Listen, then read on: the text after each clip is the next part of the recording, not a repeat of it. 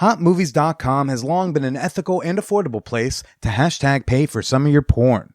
Now with Hot Movies Select, customers gain access to unlimited viewings of tens of thousands of additional films from all their favorite studios for the low price of $24.95.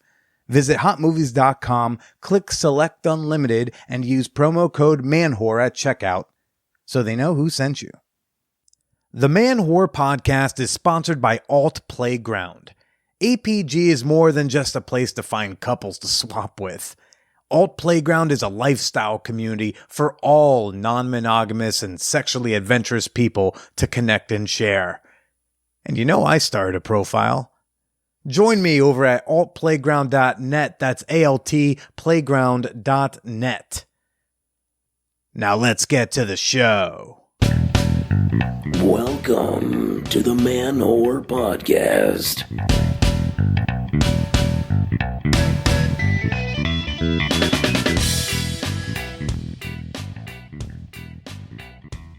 Shout out to all you hopeless romantics, you kinky companions, and all you COVID cuddle monsters out there. This is Billy Procida, and you are listening to the Man Whore Podcast.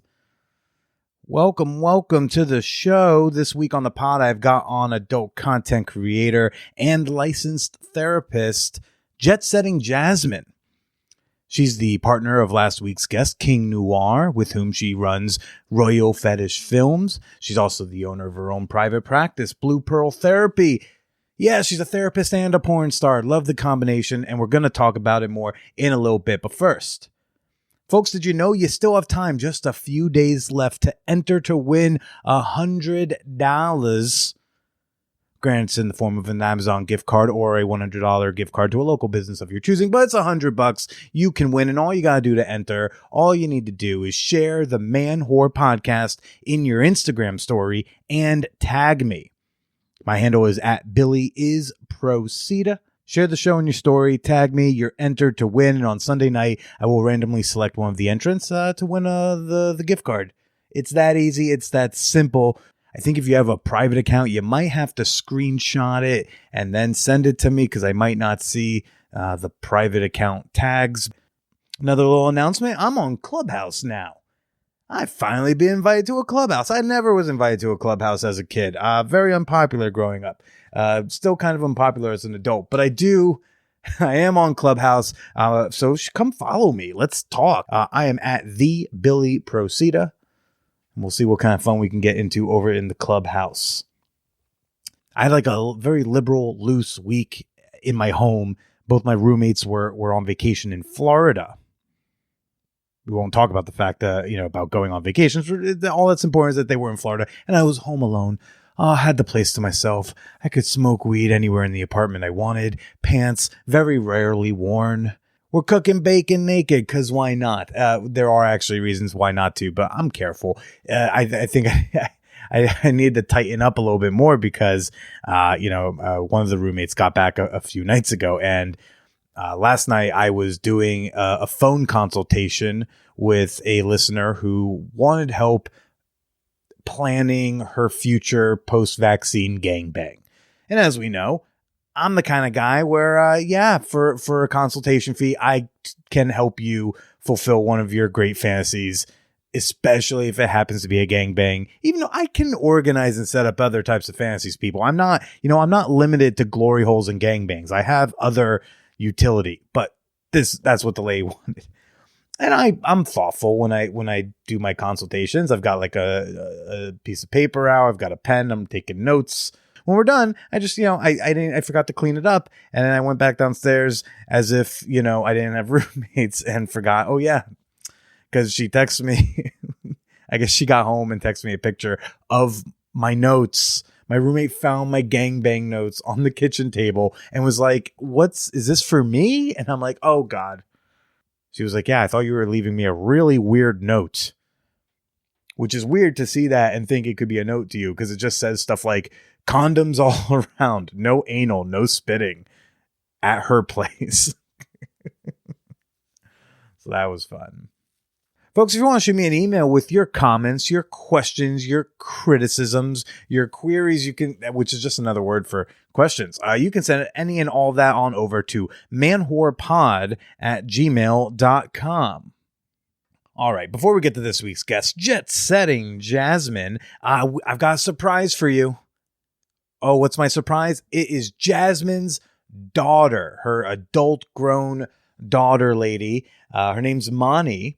And she works with Jasmine and King Noir on their workshop, Sex Positive Parenting.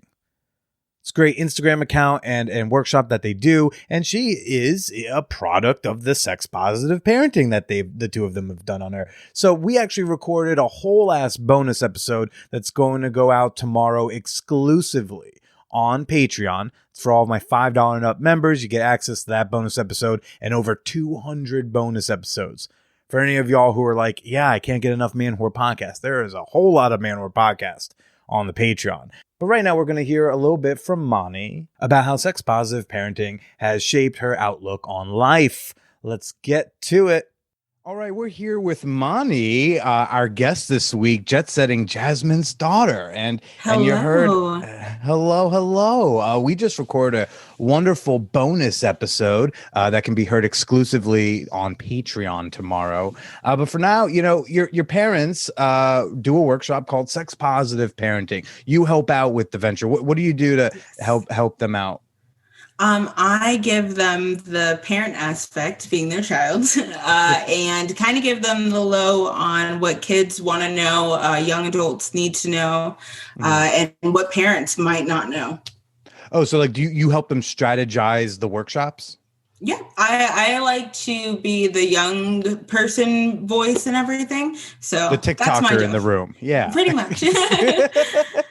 Well, obviously, when a couple is doing a workshop called Sex Positive Parenting, what we want to know, is it legit? Do they know what they're talking about? Let's talk to one of the proof of concept right in front of us.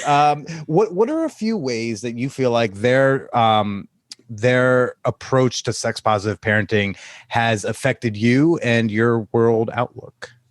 Well, there definitely has been so many things just in my relationship alone, and they've given me enough confidence to say certain things, ask for what I want, and being upfront with my partner. I also am the sex friend. So a lot of my friends come to me with their little questions, little things that I may know that they don't know, or I'll send them links to my family stuff. Or I'll be like, my mom has the perfect thing for that. Yeah, she has a spanking workshop tutorial video here. And it's only $4.99. I'm the mediator. I'm the plug. But I imagine, in high school when everyone's starting to have sex, which we cover in the bonus episode, late high school is kind of also when your peers were discovering what type of work your mom does. Yeah. And I gotta imagine, beyond whatever teasing stuff went on, that a lot of people were like, hey, Jeremy's thinking about doing sex and I've never done it before. I have questions. Right? It was definitely like that. And it was a lot of learning from both sides, because there was little things that, me and my mom weren't talking about yet that they would know. And I'd be like, oh yeah, well, my mom left this. Or I remember specifically giving one of my friends a condom because she was going to go see a guy. And I was like, oh, my mom gave me all these and I'm not using them. And just having access to that, or my mom being not a friend to my parents, but another mom to them. And, if you ever need anything, if you want to talk about it, and giving them that open space.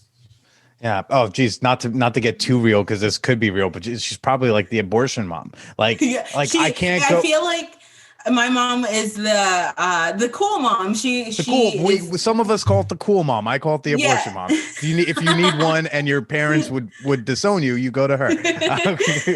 I would send. I think that's where I would send my friends, to my mom, out of all of my friends' moms. Is there anything in the workshops that you see them do and you're like, oh yeah, I remember when they did that with me? when I was 12 or whatever? Well, there's a lot of like, my mom tells mostly the story of how she became a sex positive parent and how, because it did change. My mom was born in a Catholic household. My grandma like tried to raise us the same way. And it was kind of like me and my mom grew together in that sense. I definitely think that a lot of the times they'll kind of explain their side as parents in their workshops so I can understand them better.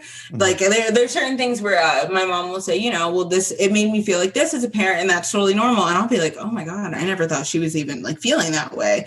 Like it brings it all into perspective. And then being able to be in a household where everything was accepted. It didn't matter who I liked or, you know, who I thought I'd end up with or how open I wanted to be with sex. It was very, you know, it's your journey. I am just helping you move along it. So I definitely think that has made my young adulthood very easy. What do you think is one of the toughest questions about sex, dating, love that you've had to go to your mom about? Boundaries. I don't have any. I've never had, I've had a few, like I don't like to be touched on the face, but I have, my mom I used to let people say my name wrong. They would call me Manny, Monai, Monty, whatever, like, you know, just all these crazy things. And I'd just be like, okay, that's what they're calling me. And I had to learn, like, no, you need to speak up for yourself and say, this is what it is. And that same lesson has like grown into sex. Like, no, you need to be able to say what you don't like and what you do like, or just being able to express myself, express what I don't want to do. And that's helped me in sex, my relationship, just in life, being able to create boundaries. Have there been questions that you've gone to King about, but not your mom about? We did. We are close in a different way. But we did an unboxing together of a few products, and I had questions about some of the things in that because most of them were, you know, for men, and I obviously don't use any of them. But thing as far as that and learning how certain things work, so I can then come home to my partner and be like, hey, this is what I got from King, and like, you know, he'll give me that stuff so I can use it, and that's as close as we get with that type of stuff though. That's pretty close. That's like really, really close. Like I have not, you know, look, I get a lot of free like sex toy stuff because, you know, of the show, but I've never tried to like gift one of my sisters a vibrator I got for free. Very nice vibrator from Lilo, but like I would never gift it. It's funny because we are like, it sounds close. It's funny because like we'll have these like really close things and like, you know, we text or whatever, and I still call him the most formal name in the whole world. So his name is Hassan, and we call him Mr. San. Like that's just what I've called him my whole life. And so like it'll be like, you know, all this closeness, and then it'll be like really formal, like, hey, Mr. San, could you? So our relationship though is definitely, it's different, but I would say we're close. Yeah, we're close. We are close.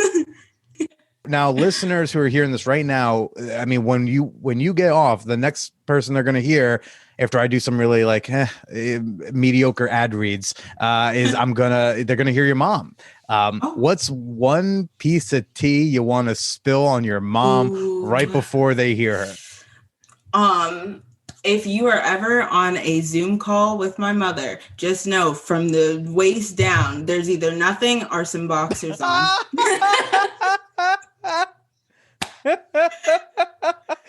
It was crazy because the entire time I interviewed her, she totally acted like she had pants on.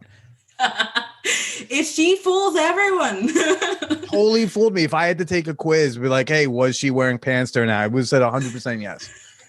Totally fooled. I had no idea. So I think that, oh God, that's so perfect. Mani, thanks for chatting with us. And I said it right? Because your mom taught you to speak up and say if I said it wrong.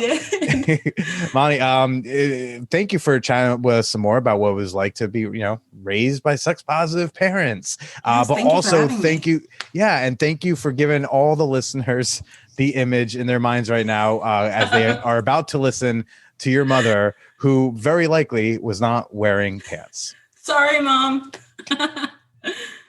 If you want to hear my bonus episode with the daughter of this week's guest, as well as over 200 other bonus episodes, head on over to patreon.com/manwhorepodcast. That's Patreon, patreon.com/manwhorepodcast. Speaking of Patreon, don't forget this Saturday, January 30th at 9 p.m. Eastern, we're playing some Truth or Dare. Yeah, the patrons.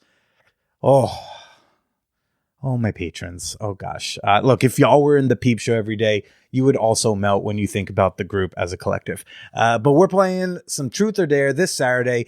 $7 and up fan whores will gain an invitation to this month's Man Whore Munch, which is some Truth or Dare. And one of the people I hope will be joining us is also getting a fan whore appreciation moment. What's up, Brandy? The newly single mixing and mingling Brandy. The thirsting over the same photo that is both on Instagram and OnlyFans. Brandy, thanks for being a member. Thanks for supporting the show that you love. And I hope I'll be playing Truth or Dare with you on Saturday. One more time, you can join Fan Whore Nation and become a member at patreon.com/manwhorepodcast. And now for this week's guest, jet setting Jasmine. She is a therapist. She is an adult performer, a sex educator, and the mother of a badass. Let's go tune in. The Man Whore Podcast is always hyped to be sponsored by altplayground.net, the place to go for your next non-monogamous adventure. Ooh, yeah. And speaking of adventures, I want to give a quick little shout out to our friends Brenna and Brian from the Front Porch Swingers podcast. They just hit the road, leaving their front porch of Montana to go on an adventure in the APG tour bus, which looks fucking sexy. Gosh, if it wasn't a pandemic, I would be saying portable orgy. But they're going to be crisscrossing the country, spreading the word of APG, doing socially distanced events. And hey, maybe you're just going to pass by them on the highway, which, by the way, if anyone here sees the APG tour bus in this country over the next several weeks or months, please, pretty please take a picture and pretty please email it to me or post it on socials and tag us. Cause I would love to see someone catch the APG tour bus in the wild. And so if you're curious about the lifestyle, if you're looking to maybe alter the terms of your relationship when things start opening back up, or maybe you're experienced swingers who have been situationally monogamous and want to meet some other couples to at least do some, some video chat foursomes. Any and all that you can find at altplayground.net. That's altplayground.net. Get them hot. Get them movies. Hot movies. You know them, you love them, is the affordable and ethical place to hashtag pay for some of your porn. The pay per minute business model.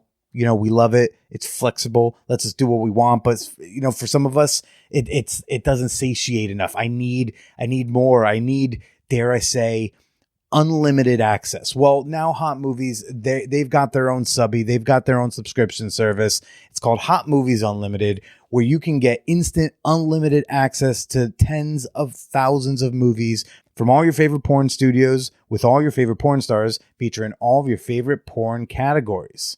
Watch as much of it for as long as you want, for as long as your bits and pieces can handle it.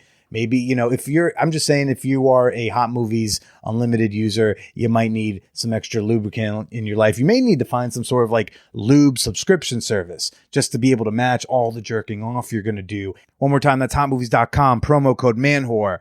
Let's get to Jet Set in Jasmine.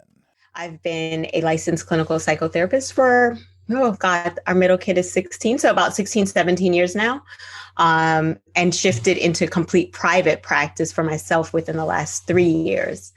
But sex work has been in and out of my life for probably for about the last 20 years. And I've been kinky I'm 40. So probably for like 35 years. Wow. Was it what was the first thing that what's like the earliest kinky memory? Is it the spankings or what? That's what it is. And so by no means making like this I do think that we are born sexual beings, like we're humans, right? So everything from intimacy to regulating self through sexual comforts and things like that happened really early on. And I was always, if I can relate some of my now fetishes to when I felt that first kind of spark of self pleasure, it was like being a kid and rubbing my genitals against furniture. I was really taught early, like you don't touch down there. So I was like, okay, if I'm not supposed to use my hands, but it feels really good, what are some other ways that I could like get around being Catholic here? Yeah, right. So, like things like that, or playing, remembering really early on playing like doctor, nurse, and mom and dad and those type of things, because being told like, that's for adults or that's for grownups. Like, okay, well, maybe if we pretend to be grownups, then we can, do some of the things. So that kind of like curiosity around self-pleasure and really just wanting to explore all the many things was from an early age. That if I look back, it's always been with me. Yeah. Did you, I love how Catholics do tend to try to cut corners. I used to, when I was a kid, I would give the finger, and because I was nervous, I would put my hand on top, like as if God only has an eagle eye view. Like, no. He's all omnipotent. He's all controlling. But like this, he can't see through that. He's like, I don't know how many fingers Presida's holding up, but yeah. Well, with so much restriction and so much oppression around self-expression, and you have to find a way around it, because we're really defying a lot of very natural things. Yeah. And it's a good time to say I'm here right now with the fabulous jet-setting Jasmine. Hello. Are you still tapped into your faith? Did you abandon that at some point? Did you reconstruct it? That's a great question. So I stopped subscribing to the Catholic Church probably shortly after I got my my confirmation. And I found myself kind of revisiting the faith when I had children and wanting them to be indoctrinated, at least on paper, as Catholics for the sake of my mother. So they did their baptism and their communion in the Catholic Church. And that was more for family tradition than my spiritual alignment with the church. So much shame and stigma come from those early teachings in the church and through people who label themselves as leaders of Christianity in my life, that it made it incredibly difficult for me to find organized religion that I didn't find to be hypocritical or allow me to, as I mentioned earlier, express some of the very, very human and innate natural feelings and thoughts that I have as a human. So, I guess I'm kind of one of those people that describe myself as appreciating religion for its structure and discipline that it can offer, and its kind of foundations in being a good human. I think all religions have some pretty decent tenets that I can get down with. But when it comes to religion dictating how I see myself as a person, how I see my capabilities as a human, I'm not too tied to those or to the dogma. So you're kind of more like, I'm just going to talk to him directly. I don't need all this other noise around it right now. Yeah. And to even add context to that, like I'm going to talk to her directly, right? Because God is in me. You caught me. Yeah. There you go. You caught me. But even that, right? Like, so just allowing myself to personify what God is to me, like that in itself is a spiritual freedom that you just don't get in organized religion. But yeah, exactly what you said. It sounds like there was some shame around sexuality growing up, kind of tied to the Catholicism. How'd you clearly shed that to some extent? Yeah. How'd that happen? Yeah. So I think the big like moment for me, so to speak, there were lots of small ones along the way. It was like, this doesn't make sense. Like this person is a really, really, a good mother, just a good person, but by the standards of the church, an unwed mother or like all of these other things, like this person is going to go to hell. And I just couldn't make those connections. So it was like really, really identifying the hypocrisy. The more I was exposed to other types of faith, other types of just, people's lifestyles and being. When it comes to like the sexual shame, I think the major part for me is looking at the people who place those shameful thoughts in my head as a child, and realizing that their life once I, got older and was able to see kind of like the outcome of their life, or, okay, if you follow these rules for 20 years, where does it take you? And then find out some of these people were molesters, abusers. They were doing some of the worst, in my opinion, the worst sins that, you could commit, really hurting people, but they were somehow trying to give me direction for my life. So I think at that moment is when I was able to take that shame that was kind of bestowed upon me and just really hand it back and be like, actually, you were just projecting some, dirty shit that you were doing onto me. So that became incredibly important for me, is really finding who gave me messages around sex and sexuality, whether it was from our larger like cultural context or within my family, or even, attitudes and thoughts that I had for myself based on what I should be like as a woman. And just going like, yeah, that's not my messaging. I don't subscribe to that, or that didn't seem like it worked out really well for that person. I should probably figure out my own way. Yeah, because I've talked to people who have shed some, the dogma, so to speak, and even some of the general attitudes of shame Catholicism gives you. But, the sex shame always seems to be like this separate higher hurdle to clear. Like, even if you rid yourself of this bullshit, there's still, this other thing you got to get over. Do you remember when you first felt like fully sexually empowered? I think I felt the most fully sexually empowered when we pressed send on, like submit on our first porn. It was that. Is that's this like you kind of and like King? Yeah, together. Okay. When we did our first scene together, it was really one of those moments where I was looking at the scene that we shot and I was like, this is beautiful. This is really reflecting how I feel about you. It's really reflecting how you feel about me. It's reflective of how the woman that shot it sees us. It seems so, it was just beautiful. It was human. It was, I wasn't hurting anyone. No one was hurting me.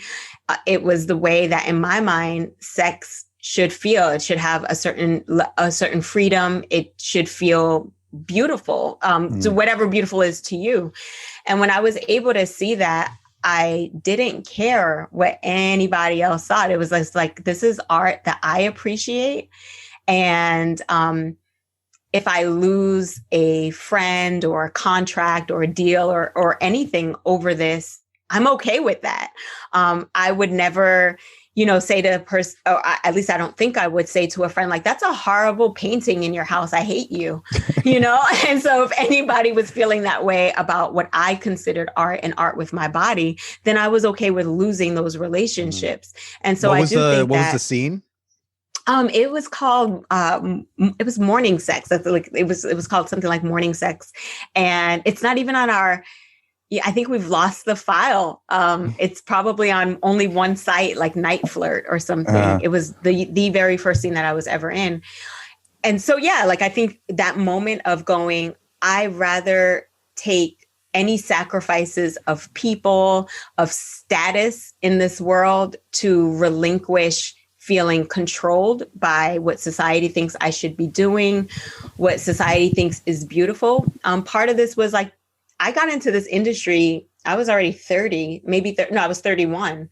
So, I have the body of a 31-year-old woman that has had kids, at least for my body, and being able to see myself beautiful, that's really challenging a lot of norms. And I was able to see that within myself without anyone's assistance, and without anyone's feedback. And I was just like, I want to fly with this because it feels good. And I feel confident in myself, and there was no shame to be had in that moment. And so I've just been riding that wave since. Yeah.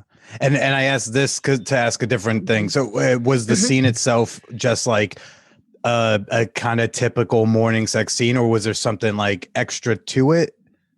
The extra to it for me in comparison to what porn looked like at that time. So we're talking just 10 years ago, but I mean, things have changed so much within the last 10 years in technology, and in the industry. What was beautiful about it to me was I had no makeup on, no high heels, no lingerie. There wasn't any like clinical fluorescent lighting, zooming in on all the things. It was shot by a woman, a submissive woman. So her view of her dominance was very beautiful. It was very like she was exalting us because she was exalting us as she was looking at us, and that translated into how she filmed it. So were y'all like doming her? I promise there's a less sexual reason I'm asking, but so was the scene like you two are doing like some sort of kink? No, not really. Okay. I mean, the only doming aspect of it was go get the camera. Oh, right. I was just curious if it, I was just curious if it was a type of sex that maybe like you had shame about even when you weren't filming it, and then finally you hit submit on it. No, it wasn't that. Just the idea of showcasing an intimate moment with a partner to the world. Knowing that I was a mother, a therapist, an older woman, a Black woman, like all of these intersections, and being older woman, by the way, in porn years only. Oh yeah, for sure. Yeah. Like somebody was like, you're like an icon, like a legend. What are you going to pass down in the porn? I was like, pass down? That would mean I have to leave. What the hell are you talking about? I just got here, y'all. But yeah, after a year, you age in porn. Yeah. And so you were already a licensed therapist and then got into porn. If anything, I feel like sometimes I'll hear stories it's in reverse. Someone's doing porn, then they go to school, and part of getting out of porn was to go then be a therapist. Right. So many people would be nervous as a therapist sending nudes just casually. And you were like, no, I want to professionally send nudes while maintaining my practice. So what made you want to start performing in the industry, and what was all the negotiations going on in here to marry it with your practice? Yeah, that is so. A lot of my practice influenced, and I don't really think I've ever talked about it from this perspective, but as a therapist, you are held to a standard of perfection to an extent. It's kind of like this person must not have any problems, or this person can clearly figure it all out. This person has no addictions. And that's so far from the truth. I think that therapists certainly have more of a skill set to pull from when it comes to healing and dealing with difficult things. And however, it doesn't mean that we don't deal with difficult things. And that human element is something that I've always felt when seeking any type of therapeutics or any type of services at all. It's like, I look for the genuineness in the person, the authenticity in the person. I don't need to know a whole lot about you, but I do need to know that, you struggle from time to time too, so that I at least know it's relatable. So my point in that is doing a lot, being in the mental health field for so long. There's this like idea of asking people to be their authentic self, asking people what it's like for them to, take on hobbies and challenge status quo and challenge socialized ideas that are being put upon them and pressures. But then going like, but how the fuck am I doing that in my own life? Like I keep showing up to this place every day from, my hours used to be from 8 to 4:30, encouraging people to do the thing that makes them happy, encouraging people to live their life truly, to communicate the things that might be really hard to tell loved ones. And here I am like, God, I really want to pole dance. I really want to do this. I took this hot ass picture. I would love to share it and get some attention. I've been working on my body. Just cause, right? Because I want somebody to click like and give me their money, right? Yeah. and then like sitting with that was one thing. The other thing that was it was definitely like an aha moment, if there's a thing of that in porn, is taking my kids to school, and someone said like, "Oh, that's Monty's mom," and I was like, "Oh my God." I don't even have a name anymore. I am now somebody's mother. Like, that's it. That's how they were referring to me. And it made me start to ask myself, am I showing up in all domains of my life as my full self? Do I want my kids to grow up and be like, oh, mom always loved to like dance and perform and all of those kind of things. But when she had kids, she shut all that down. And I don't want my daughters to be like that. I certainly want them to do whatever it is that they would like to do. But I just didn't want them to be defined by what society thinks a woman should be doing at particular points in time in her life.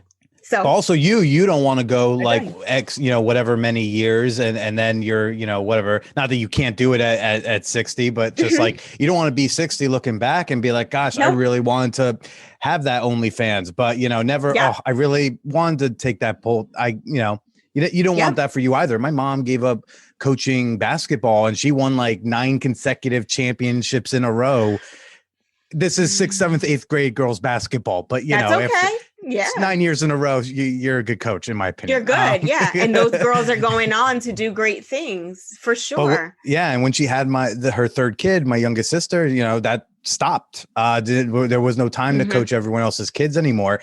And then she just became a mom until the divorce. And now she's got a career that she's building again. But I always thought, like, I bet there's a part of you that wanted to coach high school or college ball. Like, I bet there was a part of you thought like, if I didn't have this husband, maybe I would do that. And, I wonder if that's something that sits in the back of your head. So I'm glad that you were able to say like, no, fuck yeah. I want to put this pussy on the internet. Like, I want to show this off, I do. and was there ever a thought of like, I'm a therapist, I can't do that? Yeah, there was. But you know what? I had to dip and dabble into like, I remember at a point in time when I was living in Massachusetts and I was working actually with in a nursing home. And a lot of those stories are, I think that what you just shared is so important. When you spend enough time with people who have one foot on this earth and one foot wherever, into their eternity, you hear a lot about their regrets. You hear a lot about how things that they, were good at or would have liked to do, or things that they would have liked. Tell you they regret not doing porn? You know what a lot of women shared with me, and it definitely influenced me, is that they would say like, I wish when I was your age, I took more pictures. They didn't necessarily say that they were explicit, but they wish that they would have captured their youth differently. But they were always in that moment, like, I'm going to be 100 pounds. I'll take a picture when I'm 125. I'll take a picture when I lose 5 pounds. I'll take a picture, and then it's at the end of your life, like, you're none of those things, but you sure would like to have had captured them. And so like hearing those stories, I think really, really encouraged me. The other thing too, that, and I know that people listening to this will be like, I don't make the connection, but think about the bartender at wherever your favorite bar was pre-COVID and how much shit the bartender hears and how important that bartender is to the regulars.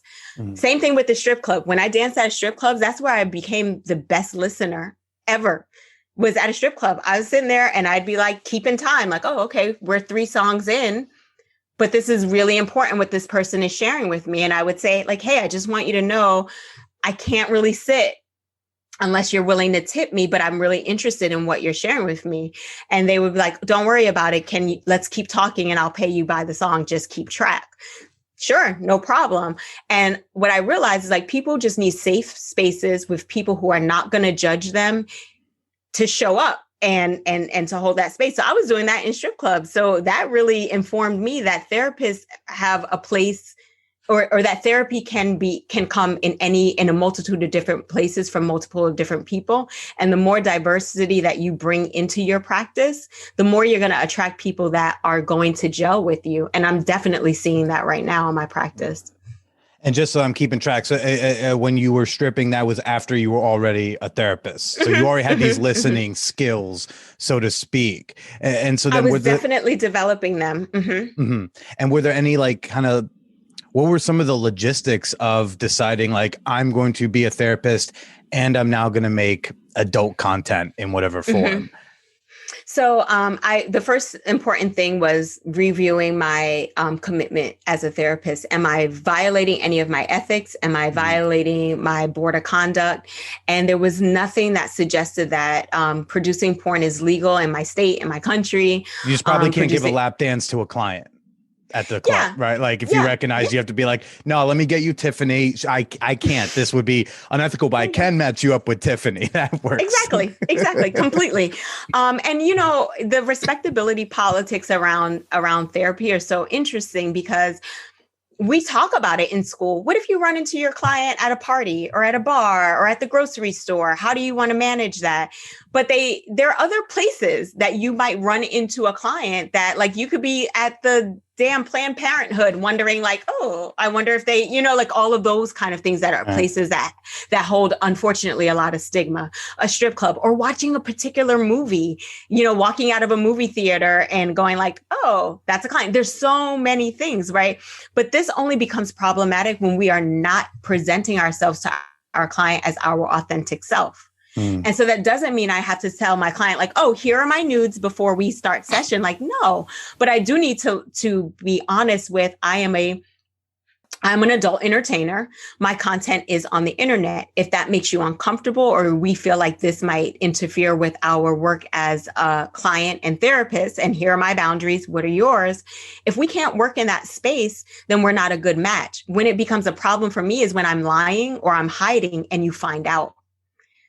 You know, then it's like, how can I really trust this person to be my authentic self? Did that take a little trial and error? Did that take some like, you know, some testing, or right away you knew like, I'm going to tell him, I'm just going to, all right. Yep. What's like a range of reactions you got? Well, one at the time when I was not practicing independently, one particular organization felt that I was not a good fit. Like, you know, our value set didn't align. But when we broke it down with legal involved, we realized that my value set was just fine in comparison to their written terms. Like, it was more of a personal value set. And so that was actually, it worked out in my favor. I'll just put it that. From that position, I was able to pivot and be completely independent and start my own practice. Since that time, most of the people that find me is because they've heard conversations like we're having here. So they already come. They'll be like, I heard you talking to Billy. I'm looking for a therapist that is sex positive. Can you help me? Or other sex workers that are like, I can't talk to my therapist about the fact that I do sex work. I've been seeing this person for, 5 years and they have no idea what my real job is. I really would like care with somebody that's not going to judge me. So being my authentic self has helped me like find the best match of clients. And I think, and let me just get this question out the way, because I'm sure it's on plenty of people's minds, but it's like, have you had to deal with the clients who they come in, maybe they don't know that you're jet setting Jasmine, and then they go out and either they discover it or they find it on your site, or you disclose, and then they're like, well, I'm going to go see what this is about. And then they come back and it gets a little weird, different, uncomfortable. So I haven't had anyone come back and say that it's been uncomfortable for them. And I think I meant more like for you, like knowing like, okay, this client went to go jerk off to me and now he's back and he's telling me that he like, I'm like, that's, I don't know. That's the first horror show I thought of. Yeah. Okay. So that's a pretty good one. I think that I haven't had anything that has made me feel uncomfortable in that way, either because the client has chosen not to share that with me, which is fine. It's kind of like if you were my therapist, I might like look you up and be like, oh shit, Billy had a DUI. Okay, I'm just going to store that information. It would be like, no, that was my dad. All of Billy them, Senior. not me. Yes, that was all Billy Senior. Oh shit! So I really didn't look you up. I just wanted you to know. I'm kidding. But like there are things that we find out about people that we work with in all kinds of capacity that don't make or break our deal with working with them. It's just like stored information we may not present differently. So I'm sure that happens. I think the reason why it doesn't it doesn't ever get weird. And the way that clients may approach with like, hey, I came across some of your work. And they'll always go like, I don't feel uncomfortable and I want to keep working with you, but I do actually want to talk about like, how were you not getting jealous in that scene where your partner, things like that. And we actually use the work in the work. Is that just telegraphing like what they need to deal with? Like you can say like, oh, well, it was just a job, but like, are you feeling jealous somewhere in your life, Stephen? Come on, Billy, is that kind of what it is? Yeah, you got it. You got it. It's like, why are you bringing this into the session? How does this reflect on you? And how can we use this material or whatever you felt to help you? Because I'm seeing my therapist later on tonight. Like I'll talk to her about my jealous feeling, but it is about that pivot. We can use any discomfort that you may feel or any questions that you may feel about content that I have out there. And we can discuss it in this space if it's relevant. And if we think that it's going to help us towards your goals. If it's just, I saw you and I want to ruffle your feathers a little bit, I confront that too. Are you sharing this with me because you'd like to see how I'm going to respond to this? And if so, I'll be happy to give you my most authentic reaction to hearing that you saw my work. And then I do. What is your authentic reaction when someone wants to make that power move? Like, I've seen you naked. Your turn. And so, I'll say, thank you very much for looking into the kind of work that I do. I was really happy to create that piece. Does any of it speak to you? And would you like to talk about what aspects of it speak to you? Well, you were supposed to be ruffled. I had no further plans after disclosing I looked you up. Shit. All right. So let's talk about what we were focused on last week. Yeah. How you doing with that drinking, Billy? So over the last decade of making adult content, is there anything about it that you were feeling extra authentic? Since starting to do porn, is there anything else in your life that you're finding more authenticity in because you started doing that? It seems to be the word authenticity seems to be very central to you. Yeah, it does. Right. There's, one of the things that has been really, really cool about doing this work, especially because we own our own company. So we own Royal Fetish Films. We get to shoot what we want to shoot. It's been incredibly empowering to, when we're sitting down and we're talking about creating a scene, or even if we're being hired by a company and hearing what their concept is and being able to say, I think that's really cool. I'd like to do this. That doesn't usually feel good for me. So I don't want to do that. I really would like my body highlighted in this way. Like those are interactions that you don't get to have in more spontaneous casual sex, and so that's something that we forfeit in porn sex that, is not normally. But for me, this has been so much about my own sexual journey and my own expression that it has been so beautiful to be able to design sex the way that I would like it to happen. And I can't do that. You can't just swipe on Tinder and be like, I want you to pay very close attention to this side of my body, and couldn't you? But isn't that ideally where we're trying to get people, especially women or non-binary people, aren't we trying to get to that place where you can swipe on Tinder and say yes, to have the assertion to say I want the left side of my body 10 and 2 extra, and if you don't, then you're not going to get a repeat. Aren't we trying to get yes that? We are trying to get there, but between now and when we get there, I still want to be having these experiences, And so one of the things that I also enjoy so much about porn is that you can experience things not at the expense of people's feelings. And let me kind of explain this. There have been some really cool experiences that we've tried that they were cool in the moment. I probably won't revisit them, or I wouldn't want to necessarily date this person, but I really enjoyed being able to access their body in a particular way, or their skill or their talent, or to do certain things. with them that I wouldn't want to necessarily have a whole relationship with, right? Or I don't want to necessarily like join that club of that part of that lifestyle. I just wanted the experience. And adult entertainment really has afforded me that opportunity to try things with people as a professional, where they're also responsible for telling me what they like and they don't like. There's a certain standard of communication that comes with the kind of work that we create that I'm really enjoying so much. And it's allowing me to like have these professional experiences that later then dictate my personal experiences without like, you know, like getting involved with people and going like, yeah, like that's really not for me. Like, sorry that you just told me your whole lifestyle, expose your kink to me. And now I'm like, yeah. Yeah, thanks for being very like sincere, genuine, transparent with me. And your sincere, transparent self is not a fit. It's like you like to turn down the kink, you're turning down a person. Whereas with a scene, like you're more turning down a job. There's less like emotions involved, and hopefully no one's taking it personally. Right. Right. Do you have an example of like a fetish, a kink, a scene where you were like, I really want to try that. You tried it for porn and you were like, I'm good. I don't need to do that again. Yeah, there's a couple of things. I don't know that I will never do it again. I know that I don't like necessally crave this, right? So but there was a part of you that was like, I think I might want it. Yeah. Definitely. Okay. There are two things that come to mind. One is sounding, and it's when you're taking.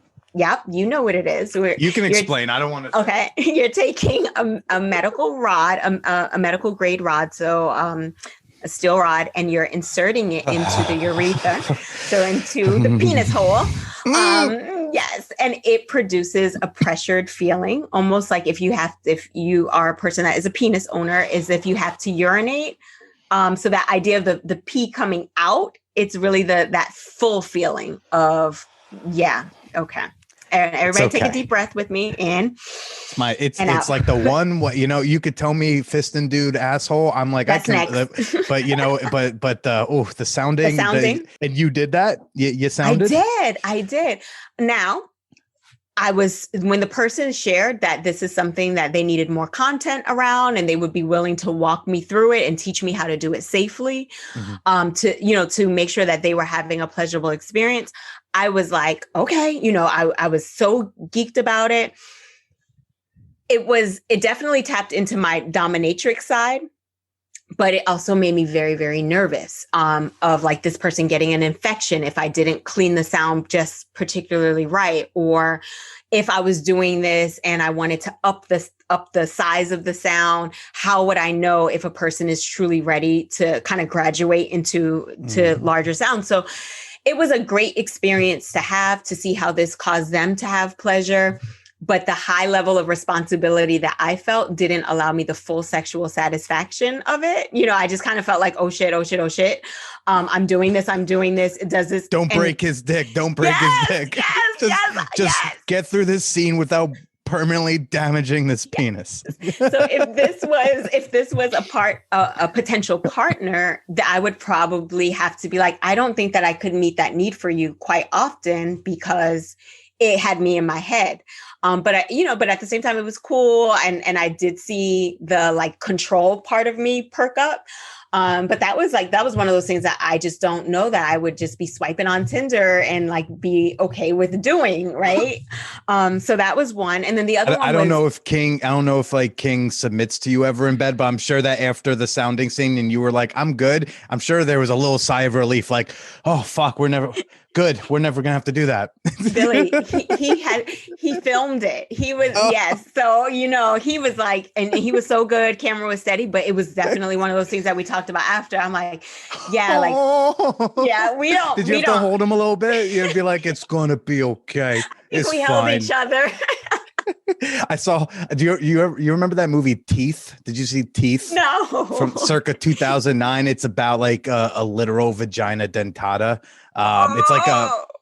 It's like a horror movie for women. It's a horror movie for men. It's a comedy for women. And I saw it in theaters, and I shit you not, I look over my left shoulder, the lights come on in the theater. They raise up during the credits, and there is a man hunched over, and there is his lady, I'm presuming was a lady friend, has her arm around him. just Comforting like him. rubbing his shoulders like, it's okay, it's not real, that's just a long held myth for thousands of years, but hey, don't fuck with me. I will turn this switch on. So what was the other thing that you tried and was like, I'm good? Putting my whole foot in someone's ass. What used to be a great fight line becomes literal porn. Literal porn. Oh my gosh. And so this particular submissive, his name is Tony Orlando. Like he's into some really extreme kinks. He's a great guy. It was a great set. Something that I don't know I would have worked myself up to ask someone to do to them. Or, would have thought up like you said, like, I've said it a million times, like, I'll put my foot in your ass, or like whatever. And this was like, no, I really want you to put your foot in my ass. And so that was another one of those experiences that like, I don't know that would be in my tool belt. I know how to do it safely now. I can totally respect, people who want that much pressure and that size anally, like it's cool. It was a very cool experience, but porn afforded me that experience that I don't think I would have sought out personally or that I would seek out personally again, but I would definitely do another scene. And something that really fascinates me that you and King teach together are the sex positive parenting workshops. And Yes. I would be remiss if we did not get to that at some point because many people wouldn't think it, but I think we need to think about the children. We do. And since we don't have sex ed in schools yet, we are sadly leaving it up to the parents, which I think is the ideal in society. You talk about comprehensive sex ed, they say, oh, that's for parents. I'll be like, yeah, but the parents weren't taught and their parents weren't taught. No one was fucking taught. So they shouldn't teach it. If we raise a generation or two of kids who were taught shit properly in schools, then maybe we can trust them to, then we can let it off the school shoulders. But we're a nation of fucking idiots who don't read. So let's let the people who do read teach for a little while. And you all read, I hear. So it's, maybe you two should be teaching us. So I guess, tell us a little bit about the workshop and maybe what's a really, really common mistake you think well-meaning parents are making? Not the ones who are filling everyone with shame. We all know that's toxic, but what do you think people they're trying real hard and still missing the boat on?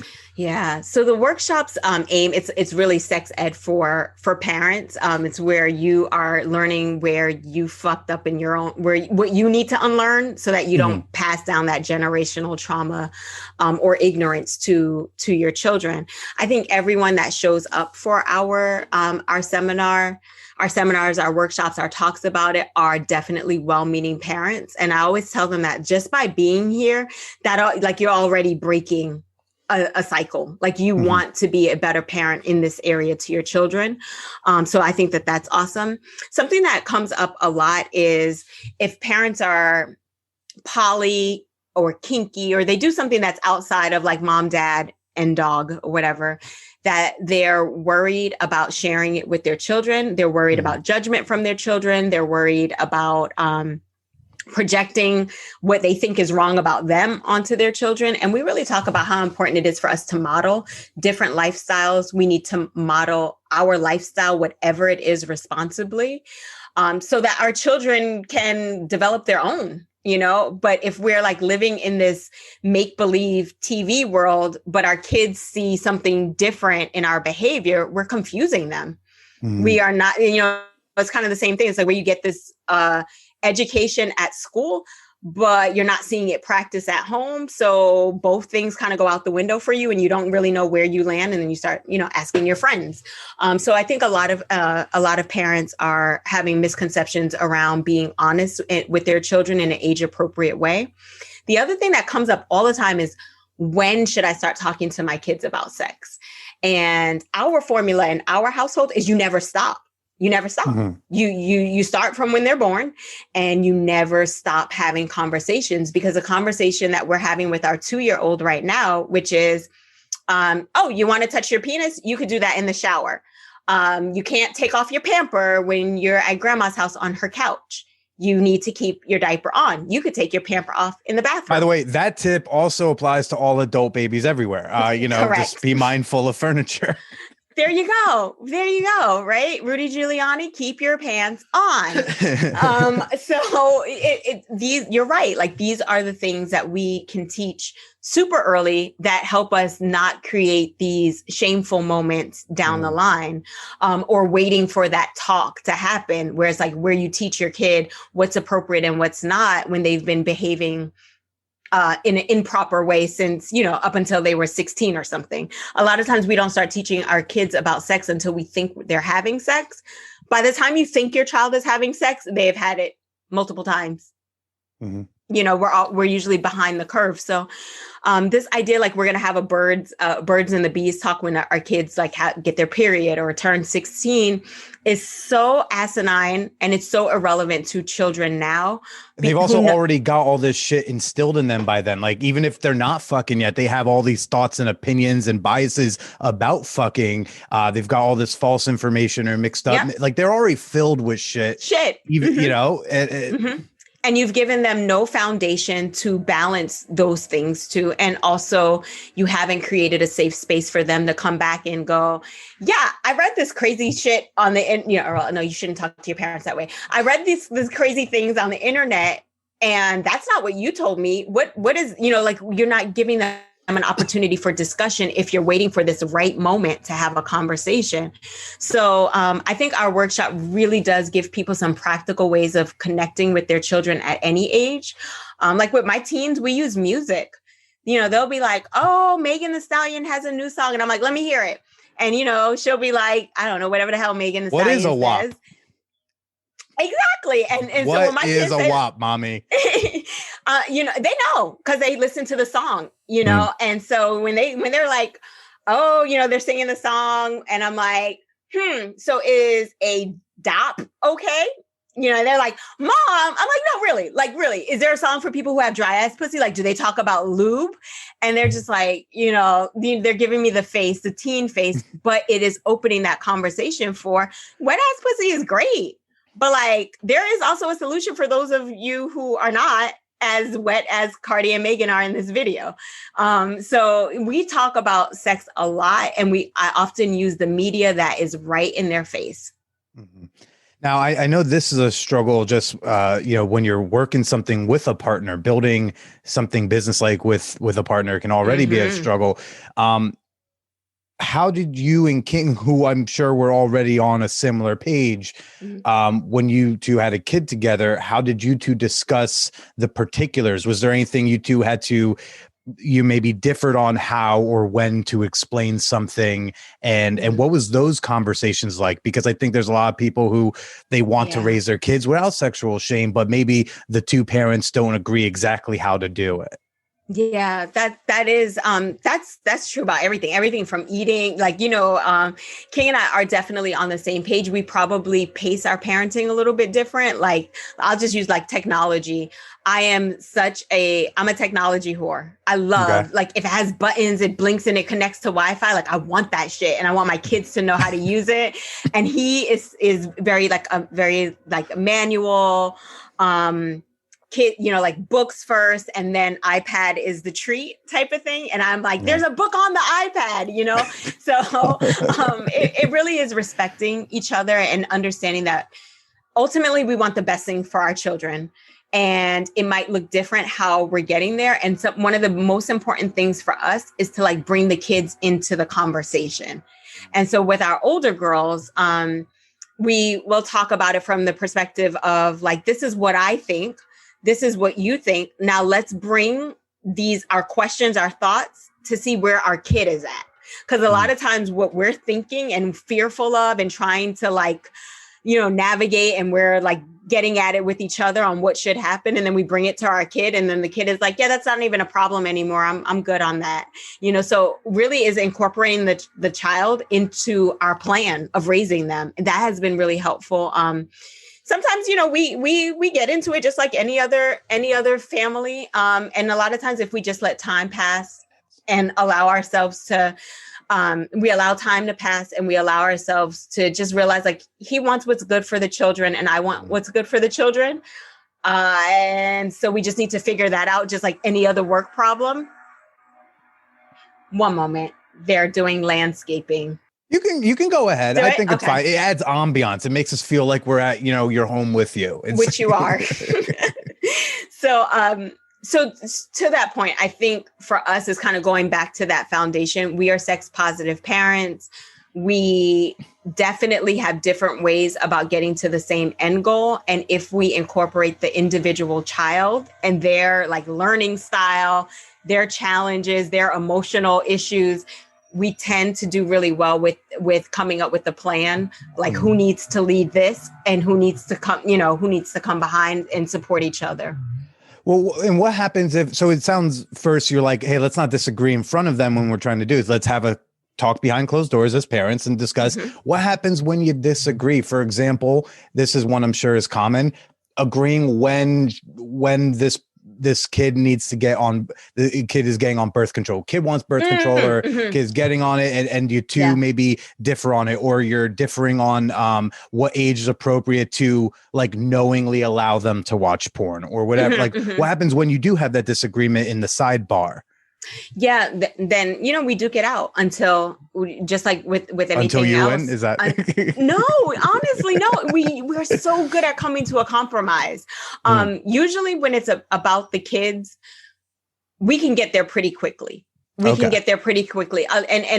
it is partially because, and this is something that, King and I, our third child is together biologically. Our daughters, I had them prior to our relationship, but it was so important to me that I had a partner that was going to be involved, was going to have input, and was also, we had some shared values in how children should be raised, how you speak to them, how you discipline them.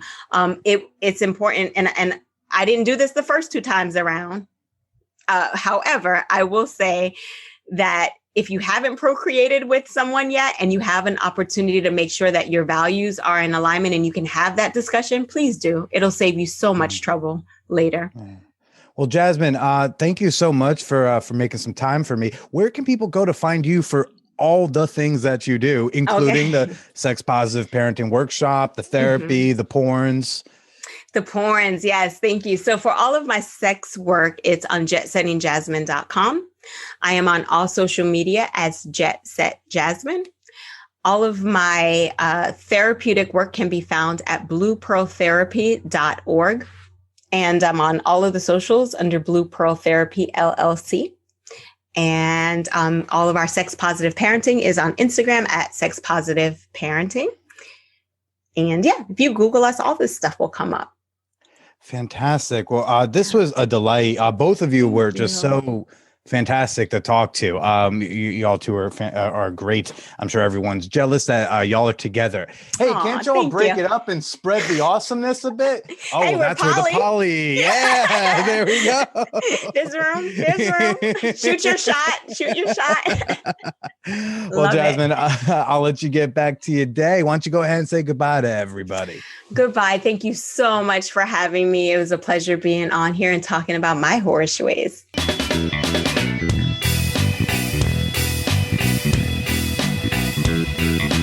Get in on the discussion in the Champagne Room, our new sex positive Discord server. There'll be a channel dedicated to episode 368 where you can chat with other fan whores about your thoughts on, sex positivity, therapy, porn, all that jazz. Sounding, ooh. Yeah, the episode 368 channel on the Discord server, that could just be like a support room for people who saw a sounding video by accident. Please come join us at manwhorepod.com/Discord or click the link in the show notes. Want to send me your comments, your questions, your criticisms a little more privately? You can send any and all that over to manwhorepod@gmail.com. Of course, I'm sure you're following me on all the socials. I'm on Twitter at @TheBillyProcida. I'm on Clubhouse at @TheBillyProcida. You can go smash that like button on the Man Whore Podcast Facebook fan page, and you can still enter to win $100 by Sunday night if you share the Man Whore Podcast in your Instagram story and tag me at BillyIsProcida. I hope to see some of y'all. I hope to be doing some truths and dares with many of you on Saturday, January 30th, 9 p.m. Eastern Time. If you want an invite for that, you need to join the $7 tier on Patreon. Congrats to all the trans military members being reinstated, to all the future transgender military members who are serving in my stead. Because as Chris Rock once said about gays in the military, you know, if they want to fight, let them fight. Because I ain't fighting. I don't care if I see a tank rolling down Flatbush Avenue. I ain't doing nothing. Salute to the troops in the white, blue, and pink. Until next week, stay slutty.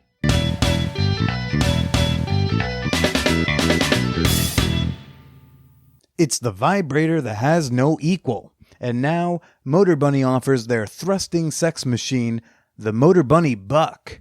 Enjoy a fan whore discount at manwhorepod.com/motorbunny or use promo code manwhore at checkout.